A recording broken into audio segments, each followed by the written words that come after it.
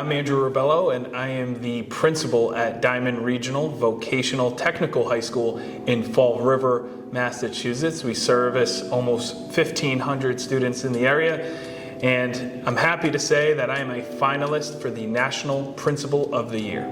The defining core value of my school has to be preparing students for life. So if you look at the world of work and where it's going, I think the world's going to look drastically different in another 10 years. How are we preparing students for that if we don't even know what the jobs are?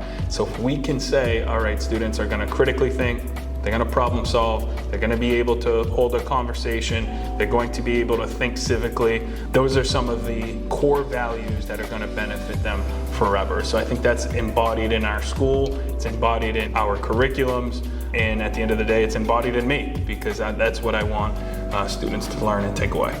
You know, one thing we realized was in our community, adequate health care was not abundant. We looked at chronic absenteeism, right? Ran the surveys. Why are kids not coming to school? Long wait times, large co-pays, parents needing to miss work.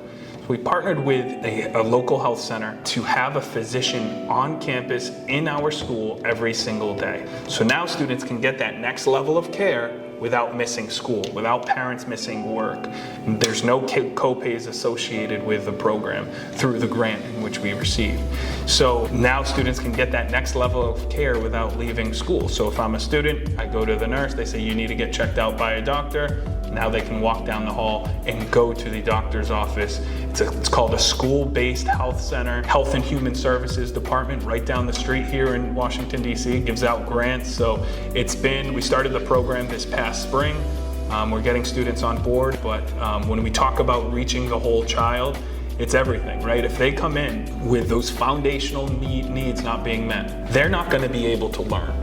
So just like we feed them, just like we support them social emotionally, we have to give them those foundational needs so they can come ready to learn. And having a school-based health center worked for us because we saw it as a need in our community.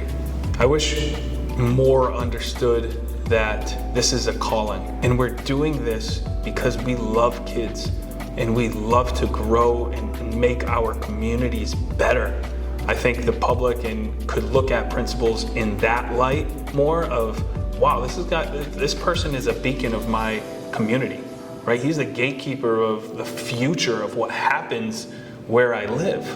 I think if the community and people outside of education looked at it in that light, there would be more trust, right? And there'd be more partnerships. So I think that, looking at the principalship in the light of, this is a person that cares about the future because they're keeping our kids safe, they're growing our kids, they want the best for our community, let's work with them. So I hope that we can get to a place where everybody outside education looks at principals that way.